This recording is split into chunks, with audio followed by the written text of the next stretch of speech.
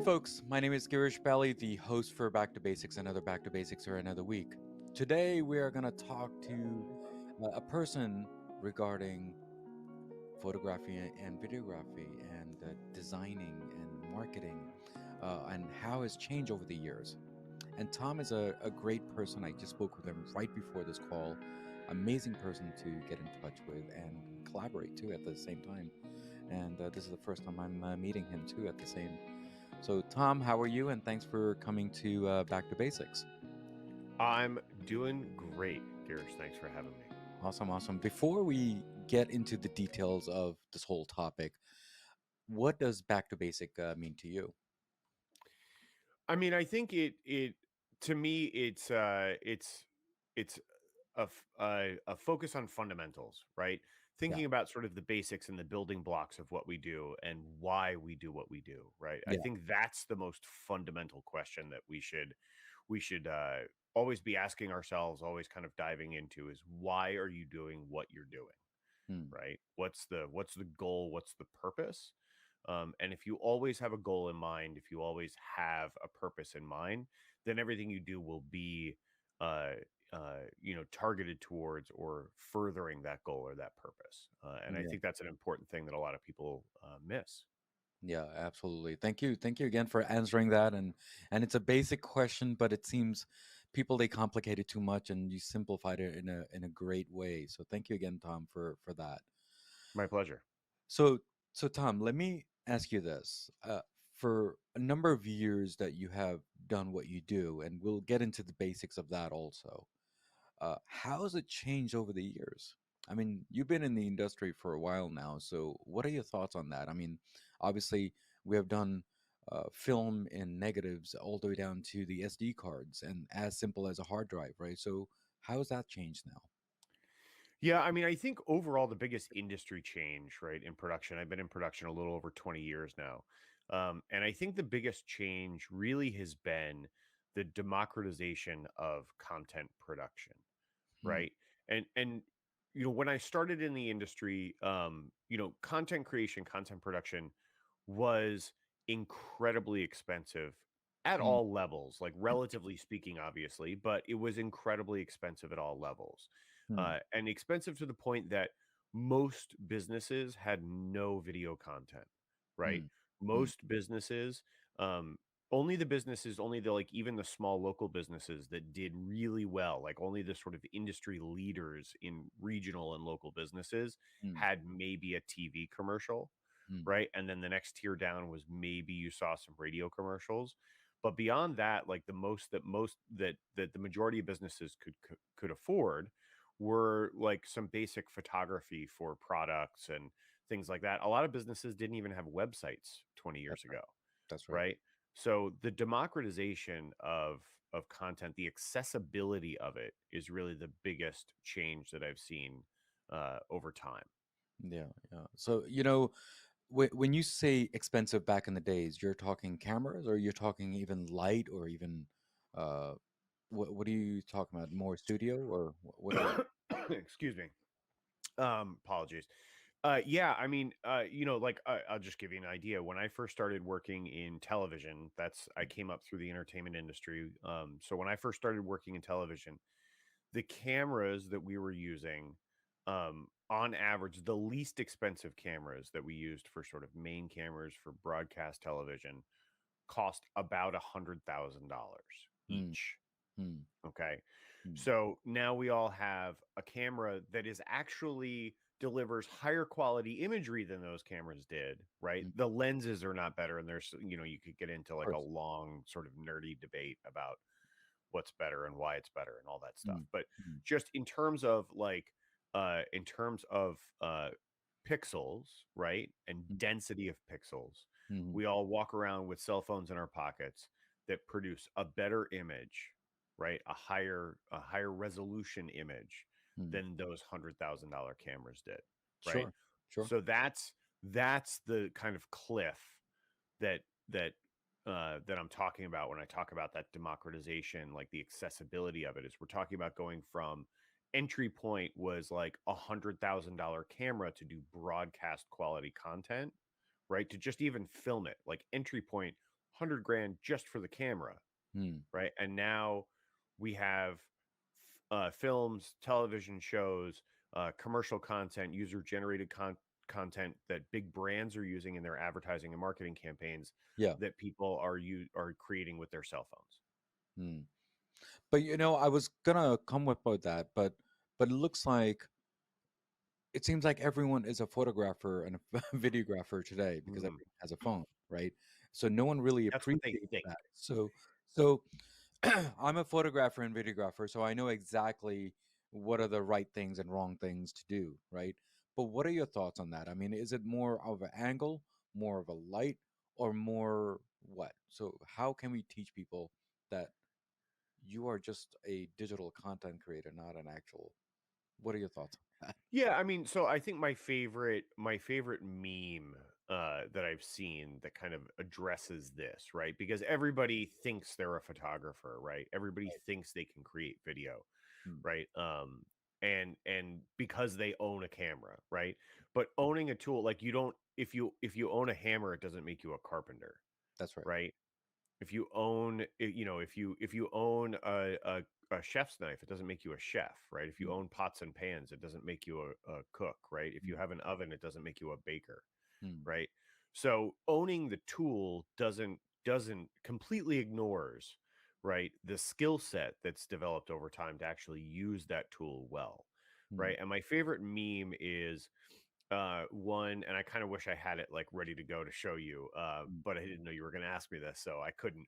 And that's fine. But if anybody looks it up, it's the picture of the top of a camera. And if you think of the top of like an SLR camera, right, which is what a lot of people are familiar with, there's kind of a little dial over to the right hand side. It has a bunch of settings on it, hmm, and there will be like a P and a T and like a little what looks like a little piece of film that's usually for the video mode, right? There'll be a bunch of different modes on this little hmm, wheel, hmm. and then there's an M, right? Which is And the manual. meme is simply the picture of that, the top of the camera with that dial set to the M, Hmm, and all it says is everyone is a photographer until, hmm, right? You think you're a photographer until you actually have to craft an image, hmm, right? hmm, Until you remove the ability for the camera to do all of it for you, and hmm. you have to actually judiciously apply settings on the camera to control the amount of light coming through the lens and hitting the sensor so that you get a good image. But So yeah, but you can do a manual thing on the phone too, no?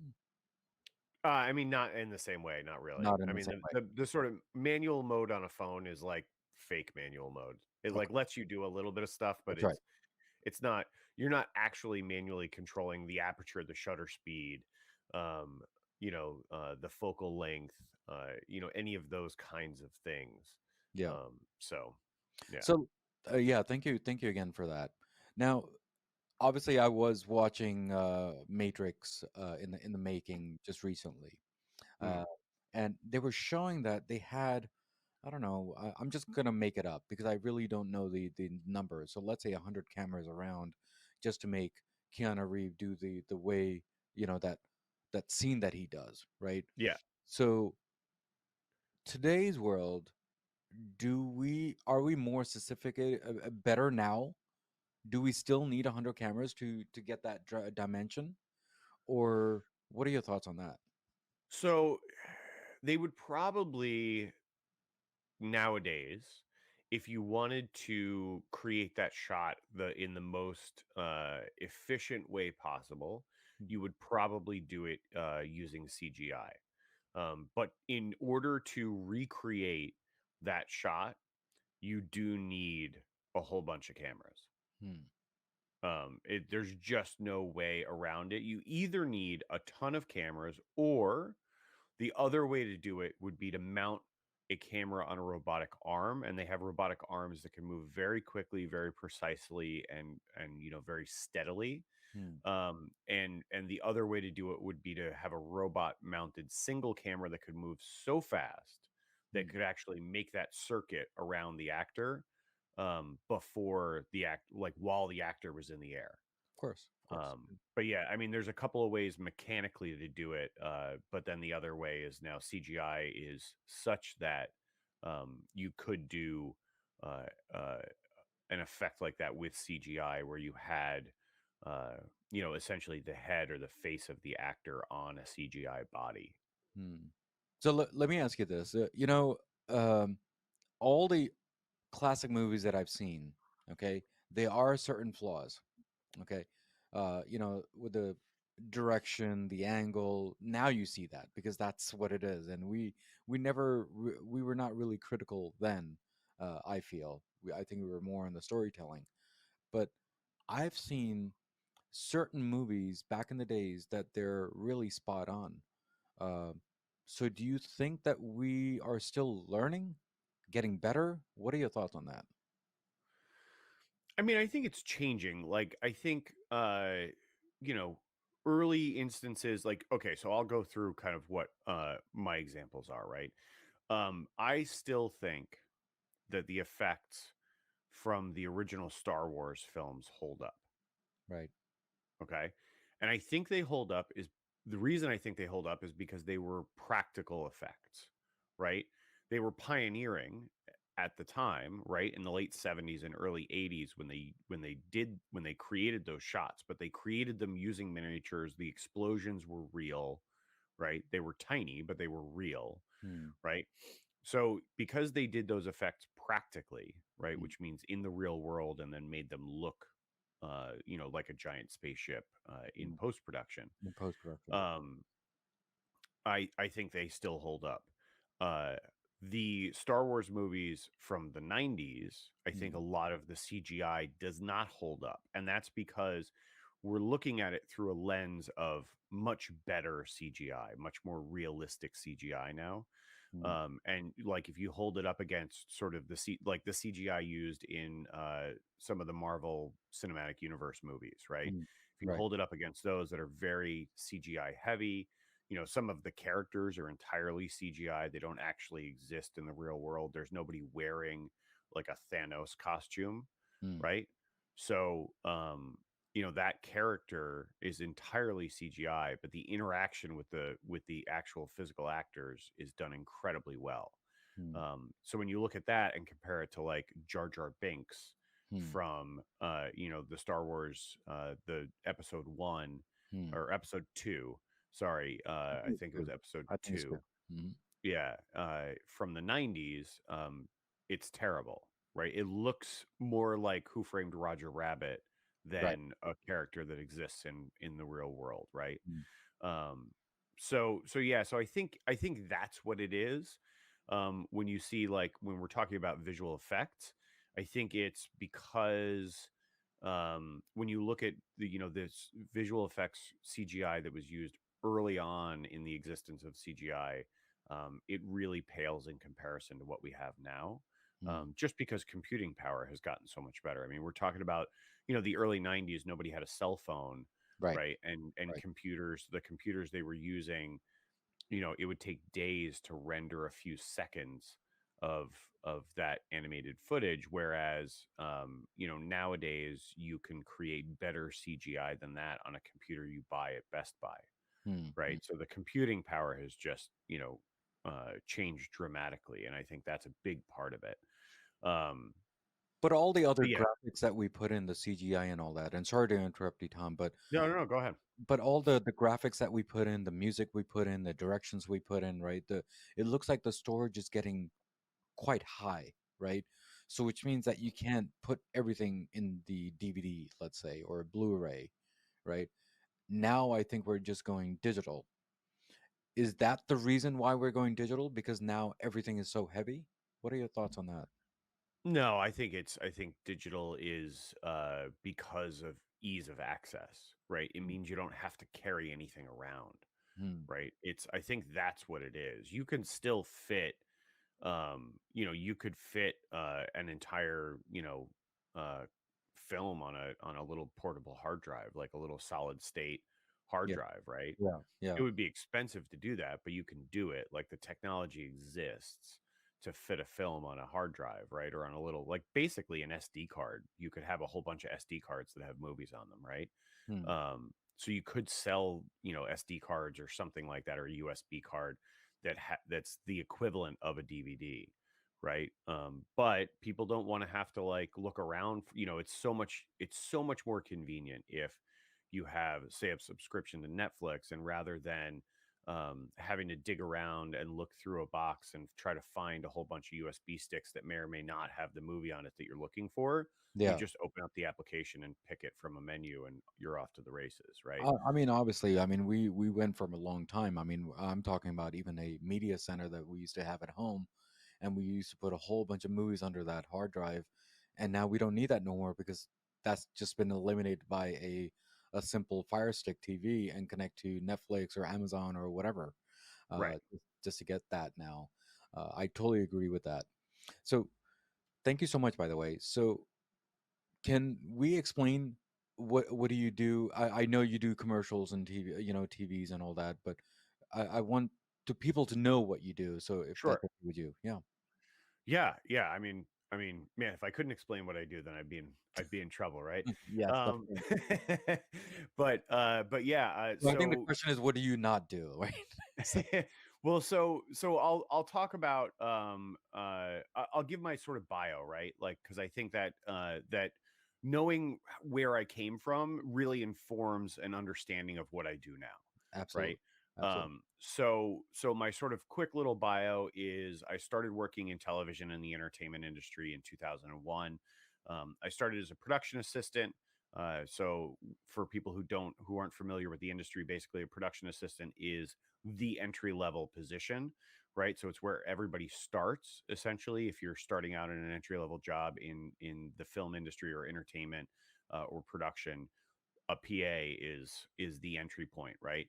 Mm, And so I was fetching coffee, I was taking lunch orders, I was running errands. Like that's what I did when I started in TV. I ended up actually having a lot of fun, even as a PA. I got to travel some and start to see the country, see the world a little bit. And so I stayed in entertainment and I kept working in television and I just kept getting jobs.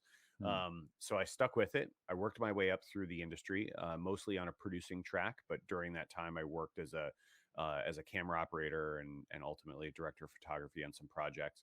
mm, And ended up as a showrunner and series producer mm, working in television production. So what that means is I was responsible for overseeing the entire production of a series for a network, mm, right? So from start to finish, concept development and ideation, all the way through character development, casting, actual physical production, post production, delivery, of the final show. So I've been involved in and worked in all facets of production over the course of that career. Towards the end of that career, I did that for about 17 years. So towards the end of that career, I was fortunate enough, worked on an amazing project, and was nominated for a couple of Emmy Awards. Towards the end of that career, unfortunately, I didn't win. For anybody watching this, there's a shelf behind me that has a couple of cameras on it. You could bet that there would be an Emmy statue on that shelf if I had won the trophy. But I'm definitely feel honored to have been recognized at least with a nomination. So yeah, I like to say I kind of went out on a high note. no, of course. Um, I mean, getting an award is one thing, but then being nominated out of what out of a what is it, 50 or 100 people around you and all the movies that come for the year or something like that. That's a big achievement, don't you think, Tom? yeah. I mean, there's obviously a lot of people involved in the production industry, tens, if not hundreds of thousands. And to be one of the people that was recognized, with the nomination is definitely an honor for sure, for sure. Yeah, And I'm absolutely, despite the fact that I don't have the trophy, I'm still very proud of that. I do think of that as an accomplishment. of Yeah. course, of course. Um, and so I, for a variety of reasons, one of the main one of which was my travel schedule and how demanding it was over the course of that 17-year career. I kind of, on average, was away from home for about 6 months out of every year. Mm, Um, and so when you add it up, I was gone for probably about 9 years out of that 17-year career, mm, and that's a long time. sure. So I wanted to be a little bit more stable. I wanted to be around my home a little bit more and stay where I live a little bit more and have the opportunity to catch up on a lot of the things that I missed being away so much. And so I decided that I wanted to kind of transform the skill set that I developed in the entertainment industry into a new business a few years back. And so I started Talix Media in the Hudson Valley in New York. And, our focus from the get go was to change the way businesses communicate with the communities that they seek to serve and improve those communications. The ultimate goal being that everybody walks away from the interactions feeling like they've benefited from it. So both on the business side and on the consumer side, that everyone comes away feeling like they've gained from the experience, right? That's Mm, the ultimate goal. And so the way we do that initially was through narrative focused content production for businesses. And that's public facing, forward facing content. And then most recently in December of last year, so just about 6 weeks ago, I launched a new process that I've created called Legendeering that borrows from my experience in the entertainment industry, my experience over the last couple of years learning about marketing for mm, businesses. So some built on some marketing principles. And then my undergraduate degree, I did not study film actually or production. I actually studied psychology. mm, And so it relies heavily on some psychological precepts and some understanding of human behavior from that background as mm, well. mm. Yeah, so Tom, thank you again for explaining all the stuff that you do or what you not do. It seems like you do so much, in all these years. So let me ask you these fun questions if you don't mind. Sure. Uh, TV or movies? Uh, Personally, um, I probably watch more TV than movies, Mm, more episodic content than film content. mm. Um, but I have a soft spot for both. Is it because we dissect the characters in the TV show versus a movie, which is only 2 hours? I mean, yeah, I was kind of thinking in the back of my mind as I was formulating that answer, I was thinking about it for myself, like why is that? And I think episodic television is for me, it allows the opportunity for a deeper dive into story and character, Mm, as opposed to a film, right? And especially a standalone film. So like, I've watched, like I talked about the MCU earlier, and I talked about Star Wars. right. I am definitely a fan of franchises Mm. in the film world. And I think that's because you get to see that character development over Character time. development over time, right? Um, yeah. I mean, So there's so this yeah, one. I mean, there's this one recently about what is it called? I think Peacemaker, from Suicide Squad, and he gets shot, and now he has a TV show called Peacemaker. So I think people are getting a little creative when it comes to TV shows and dicing the whole character. I mean, obviously we want Walter White, from Breaking Bad, and come a movie on that. And what are your thoughts on that? Yeah, it's interesting. I was actually talking to somebody about this just yesterday. We were talking about how you really have seen in the last, like, really, been in the last like 5 or 7 years Hmm. where you've seen a dramatic uptick. There used to be a real separation, a real delineation between people who were film actors Hmm. and people who were television actors, Of right? course. And there was rarely a crossover, and there was almost never a crossover from film Hmm. to TV. You would see people who like wanted to go from TV to film, but rarely would you see somebody go from film to TV because like film had this cachet and it was seen as like sort of a more premium project, and there was more theoretically more money in it for an actor, but there was more prestige, right?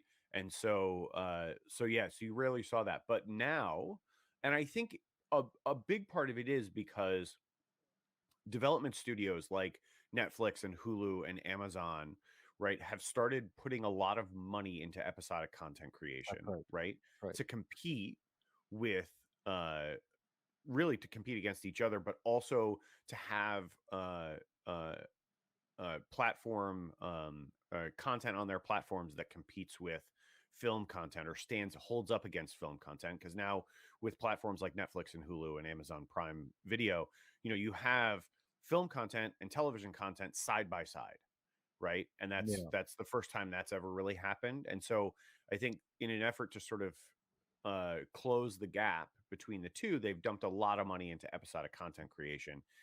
But And then here's another example. Even Disney Plus, if you think about it, the characters in the movies and then the TV show, like for example, the next movie, whatever the next one is going to be, is kind of related to WandaVision. That's just one example. Uh, right. Yeah, I mean, so I kind of think of it this way from a business perspective. yeah, I think of it, it's very much akin to it's the 21st century's version of action figures, right? right. So like, Star Wars came out, and like one of the things that Steven Spielberg did incredibly well um in the production of those films, and the and George Lucas as well, is they merchandised those movies very well, That's right? right. They That's right. created community around those films, right? That's right. And They so did. Star Wars, right, is not just a film, right? It is a film. It's books. It's fan fiction.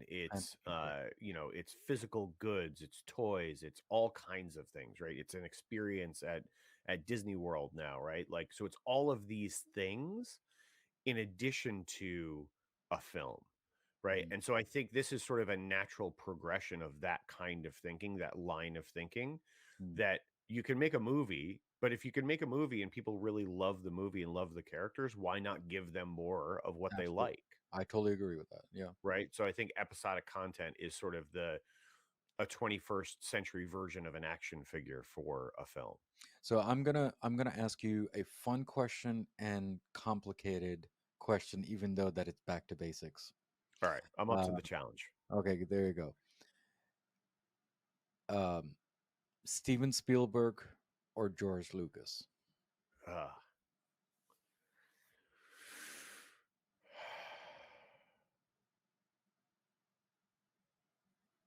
Contextually, what's the in just overall, or is there a Well, it's like saying that is Superman better or Batman better. So there's no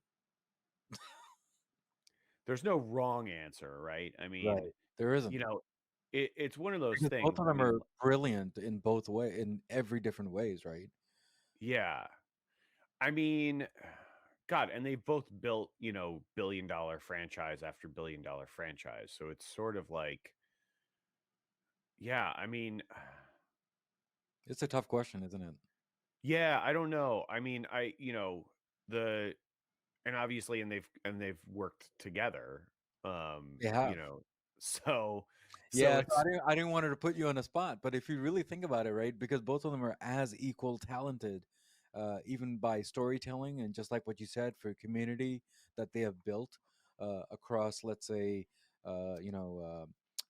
Raiders of the Lost Ark, all all the fun movies that we've seen, all the way down to what is it, Ready One Player, all the way down to George Lucas's Star Wars, all the Star Wars that he has done. So yeah, I totally agree with that. So let me ask you another question for you, and a fun question. You want to be behind the scenes or in front of the scene? Because behind the camera or in front of the camera? um so I like it's okay. So I'm gonna go back to, I was on a podcast yesterday, or Okay. interviewed for a podcast yesterday. And in that interview, he gave me, his podcast is called Failure Guy, and he gave me what he calls a get out of fail free card. And he said if you could use it on anything that you could do that you would guarantee, not to fail at, that you could know you could succeed at, because you get this get out of fail free card, Okay. what would it be? And so I love being behind the camera. I love the creative work that I do, right? That's really what I'm most passionate about. Um, is the creative work that I do. And so but I have always had, like, in the back of my mind, that I would love to try my hand at acting, right? Mm. I would love to sort of try my hand at, and sort of give it a go of bringing a character to life. Hmm. right? Like that is appealing to me. So I am happy behind the camera, but if given the right opportunity, I would step in front of the camera. I would But you give it know, a try. I don't know if I'd be successful at it. I have no idea if I have no, the that's a separate topic altogether. But Tom, let me ask you this, right? All the movies that I've seen around the world, right, all the way down from Bollywood to Hollywood and all the other, woods out there. yeah. uh, Most of the directors, they do like a small cameo in their movie or in their TV show. I think you can do that too. No, what are your thoughts on that? Oh, I could. Yeah, I mean, I could. I think could definitely pull off a cameo or like a quick little line or something like that. I'm talking about actually like a supporting character kind of role, not necessarily a leading character, but a supporting character kind of role. That's a a feature in the project. Like Mm, that's what I'm talking about. I would like to try a mm, cameo. Yeah, I mean, I've been and I've been interviewed, tons of times on camera before, and I'm very comfortable on camera, and it doesn't make me nervous in any way. Um, so yeah, I don't have any doubt that I could pull that off. awesome, awesome. Uh, but So yeah, Tom, I have no. Go ahead, please, no, I please. was just gonna say there is a lot of crossover between directing and acting in the sense that That's right. I think in order to be a good director, you have to understand acting and actors and the process that actors go through to try to embody the character and how to help them embody that character, right? Mm, So there is a lot of crossover there, and so I think it is sort of a natural thing. And you see a lot of actors who become directors, right? And some mm, actors become directors and end up feeling like they'd rather be a director, right, than an actor. I think like Penny that's right. Marshall springs to mind, right? That's right. Like That's right. she started her career as a television actress, right? Uh, and ended up becoming an incredibly successful um, director at the top of her field. That's right. And it was what suited her better, but she had the ability to do either one. Yeah. So thank you again, Tom, for being here. But I have one quick and fun and complicated question. Last, Okay, I promise you. I'm Samsung, I'm here for it. Android, okay, Android camera phones or iPhone camera phones? I mean, I'm an iPhone guy. So for me, I grew up using Apple computers. Okay, you know So what? I've Let me rephrase it. Which camera is better? How about that? oh, which camera's better? Uh, that's a tough one because it really like to I mean, just in terms of Android or or iPhone, I mean, that's really more about the operating system, and I think both. I don't really think there's a one's better than the other when it comes to photography. If you want to talk about the cameras they have available in their phones, like I don't off the top of my head, I don't really know specifics on whose camera is better, but the camera that like the phone that I pick up is an iPhone. So I mean that's where I would default to. Hmm, Um, I think Android has done some interesting things with the effects hmm, that you can apply using the cameras that they have on their phones. hmm, But then the other side too is iPhone, like with the new iPhone, the ability to adjust your depth of field, right, on the hmm, fly and shift your focus in video hmm, mode hmm. is actually a practical effect. That's not a That's right. digital effect, right? That's that's So right. they're actually moving the lens to shift the focus and change the depth of field um, in real time. And I think that, like, to me, that's really cool. Yeah. So thank you again, Tom, because this debate has been going on for a long time between me and my friends, and I thought let me just ask this question from a a digital guy and a manual guy and understanding the science of photography and videography and the editing point of view and TV and movies. So at least you understand that. So thank you again for answering that. So Yeah, Tom, absolutely. uh, before you leave today, uh, any last words to any of my listeners and viewers, and especially everyone in live right here also? And how was your journey on Back to Basics too at the same time? Yeah, I mean, so first of all, thank you very much for having me. It's been a fun conversation for sure. You kept me on my toes and asked me some questions I didn't anticipate, so I appreciate that. I always like a bit of a challenge, and I like being challenged in the conversations that I have. So I appreciate it. So it's definitely been a fun conversation. And in terms of last thoughts, I want to go to what I do now, right, and what I see the future being, and kind of leave folks with some last thoughts, some things to sort of mull over and chew on as they look towards creating content for their businesses going forward. Okay. Mm, Um, so I'm going to talk people through a little bit what I'm seeking to do with my legendeering process, and I could spend an hour just talking about that process and how it works. But I'm just going to talk about one of the foundational principles of it, right? And that foundational principle is the rule of reciprocation, right? Which is a psychological principle. It's what social psychologists call it. They call it the rule of reciprocation, and it is a universal human truth in civilized society.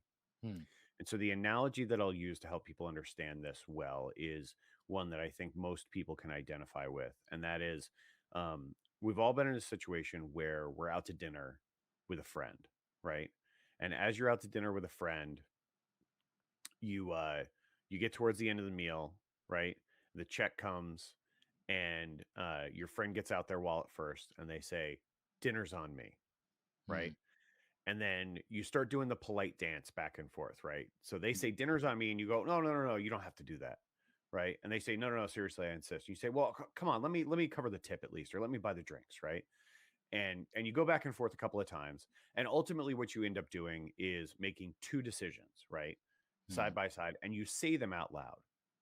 So the first decision you make is to allow them to buy you dinner, to receive that gift, right? And that decision, and so you say, "Okay, fine," right?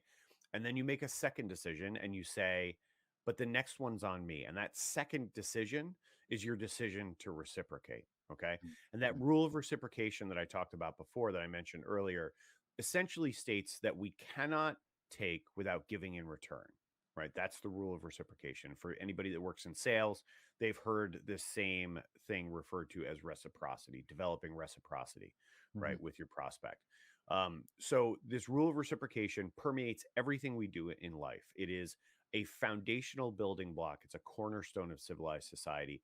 It's the reason why when we're little kids, our parents teach us to say thank you when someone gives us something, because that's how we give gratitude, right? That's what we give in return for what we're receiving, right? We give gratitude. That's how we show mhm, appreciation. mhm, So it's why we're taught to say thank you as little kids. It's why when you're walking down the hallway or down the street and a stranger says good morning to you, you say good morning back to them.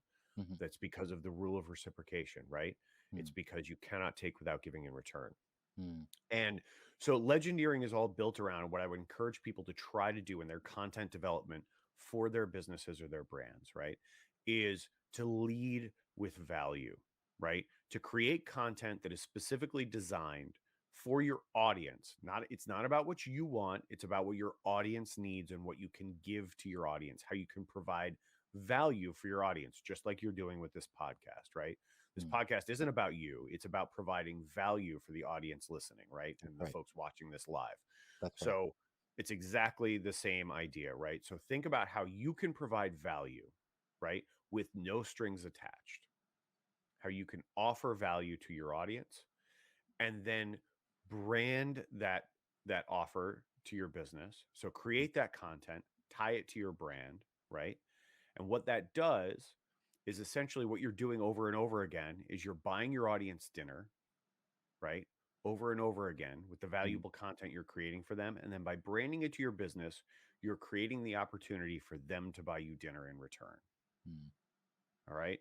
Makes sense. So Yeah. my message is, and something I always try to do, and I tell people this all the time, is lead with value, Mm, right? Value first. How can I bring value? How can I add value? That's the first question you should ask yourself. mm, And then everything flows or stems from that. So that's what I would leave everybody with today. And please, if anybody has any questions, or wants to explore more, or bounce ideas off of me, or find out ways to apply this for themselves, I would encourage everybody to reach out. If you search on social media, you can find me everywhere at Talix Media LLC. Mm. That's at TALEX MEDIA LLC. In case you're listening to this and not watching the video, and yeah, reach out to me. I'm always available. I'm happy to talk to anybody about what I do, because I've been doing it for 20 years. I got tons of information bouncing around in my head, and I really enjoy what I do. So I'm always happy to act as a resource for people. So please don't hesitate to reach out. Yeah, Tom, thank you again for coming here and making this brighter for me and my audience and what you share and I'm glad that I gave you tough questions in the back to basics simple show because sometimes we do need to challenge ourselves and try to explain to people that it's not an easy choice when it comes to even tough questions. So thank you again for coming here and making this brighter for me. It's my pleasure. Thanks for having me. Thank you. So, guys, we spoke with Tom today and we talked about the basics of, well, we talked about the basics of movies, TV shows, direction, and how it plays out. He loves being in front of the camera, behind the camera. That's what we all talked about, didn't we? But there's one thing that we did definitely talk about. Tom and I are passionate about one thing, which is content. Content is king, no matter where you go. And I think that's what he also said. And as usual, as always, there is a quote of the day from Back to Basics, and hopefully Tom will like that. There is one thing the photography must contain: the humanity of the moment. So, guys, as usual, as always, what do I always say at the end of the episode? Everything in life goes back to basics, and that's what we did today, guys. Guys, take care, God bless, and keep on subscribing, comment all my episodes, because your comments makes a big difference in my life, in my podcast life. And there are three things in every episode, including this one, makes is better, which is content, the guest, and definitely the host. Guys, take care, God bless, and I will see you next week on Back to Basics. Next week's episode on Back to Basics. Not all of it together. There are times where people don't take you seriously, and suddenly the same people would give me a call saying that, wow, man, Hrithik Roshan just shared the song and he's featured in the same song, and all of that stuff. Like, it starts changing. Like, the vibe also starts changing. Dynamics change. Yes, of course. Yeah. So, what are the other three movies that you're featured in, or I should say, sang So in? there's this. I did music for those films, and I've sung in quite a lot of the others. But there's this song. There's this film called Beyond Blue, which went for Cannes Film Festival. I think it's available right now on Amazon Prime, if I'm not wrong. So that was there. There was another film called Dil Chemistry.